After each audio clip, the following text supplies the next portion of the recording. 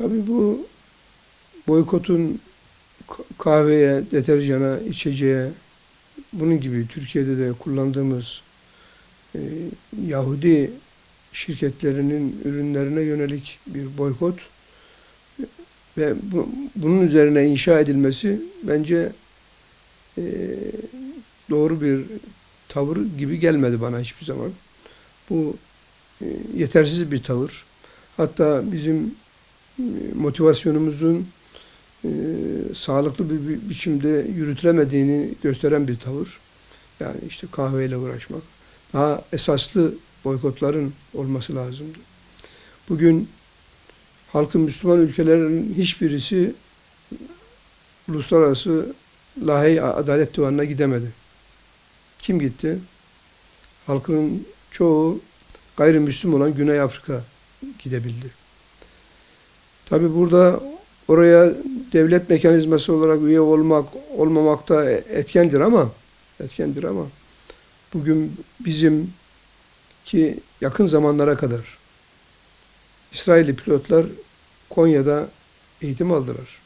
Kendi toprakları, işgal ettikleri topraklar yetmediği için eğitimlerine burada eğitim aldılar. İsrail'in tahrif edilmiş kitapları da yazılan metinlere baktığımızda karşısındakilerinin kendi dışındakilerini insan olarak görmediklerini, hayvanlarına dek öldürmelerinin Allah'ın bir emri olduğunu ifade eden metinler var. Bu metinlerden de yola çıkarak sadece kahve boykotuyla, deterjan boykotuyla bu işlerin olamayacağını görmemiz gerekiyor. Tabii biz güçsüz olduğumuz için İsrail güçlü gibi gözüküyor. Parçalanmışız. Yüreklerimiz parçalanmış. Zihinlerimiz darmaduman olmuş. Hafızalarımız, nedense Müslümanların hafızası zayıf. Bu zayıflık bize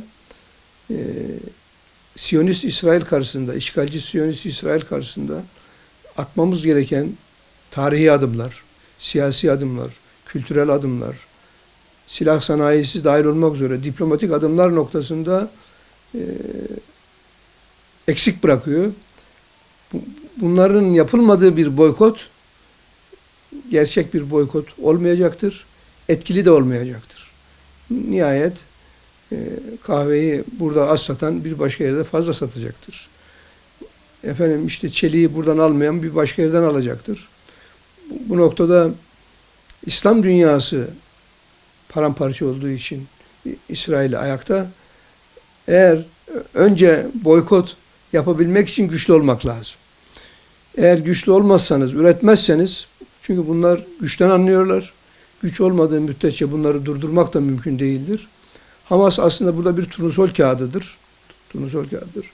Bütün Müslüman ülkeleri uykudan uyandıracak bir turnusol kağıdıdır. Rahatsız edici bir kağıttır ama Hamas bunu yapmakla İslam dünyasına önemli bir mesaj verdi ve bu mesaj siyasi içerik taşıyor, sosyal içerik taşıyor, kültürel içerik taşıyor ve kendi işgal altındaki topraklarını kurtarması gereken insanların onurlu mücadelesini öğretiyor. Burada bizim onur mücadelesi vermemiz bile bir boykottur. Ama bugüne kadar İsrail yıkılması mümkün olmayan bir armada gibiydi. Ama Hamas bu yalanı ortaya koydu. Karşımızda kağıttan bir kaplan olduğunu koydu. Esas ambargoyu bu yönüyle boykotu diyelim. Hamas'ın yaptıklarında da aramak lazım. Öğrenilmiş çaresizliğe düşmemek lazım. Yoksa gıyabi cenaze namazı kılarak evimize gelip rahatlıyor isek biz gerçek boykotları yapmıyoruz demektir. Siyasi anlamda özellikle medya alanında İsrail ilk defa yenildi. İlk defa. Tarihi boyunca küresel medya hakimiyeti olan İsrail yenildi. Burada hakkını da teslim etmek lazım. Anadolu Ajansı'nın yaptığı haberlerin, İsrail'in yalan haberlerinin ortaya konmasında çok büyük etkisi vardır. Toparlayacak olursam, hepimiz üzerimize düşeni yapmak ve çok maksatlı, çok alanlı boykotları gerçekleştirmemiz gerekiyor.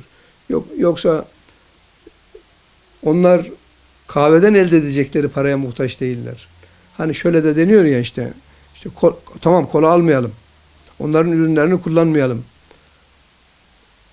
Bunların ürünlerini çıkarttığımız zaman Müslümanların çıkarttığı ürün var mı diye baktığımızda da koskoca bir hayal kırıklığını görüyoruz. Yani Batı'nın ürettiği ürünleri kullanmanın ötesinde de bir varlığımızın olmadığını da bu şey bize gösteriyor. Dolayısıyla gerçek boykot yapabilmek için üretmek zorundayız. Çalışmak zorundayız. Yoksa kendimizi avuturuz. Tabii İslam devletleri maalesef bugün çoğunluğu kuklalar tarafından yönetiliyorlar. Çoğunluğunun bir sömürge geçmişi var. Çoğunluğu işte bir Mursi'nin niçin şehit edildiğini, bugünler için lazım olacağını, İsrail'e lazım olacağı anlaşılıyor.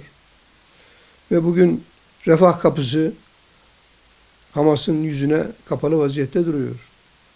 Çok zor zamanlarda on binlerce insanın şehit olduğu bir yerde, 100 binlere yakın yaralının olduğu yerde bunlar kimin lehine çalışıyorlar? İsrail'in lehine çalışıyorlar. Yemen, Husiler, saygıyla selamlıyorum. Akabe Körfezi'ne gelen ticari İsrail gemilerini durdurarak İsrail'e bizim yapmaya çalıştığımız kahve boykotundan çok daha büyük boykotlar yapıyorlar.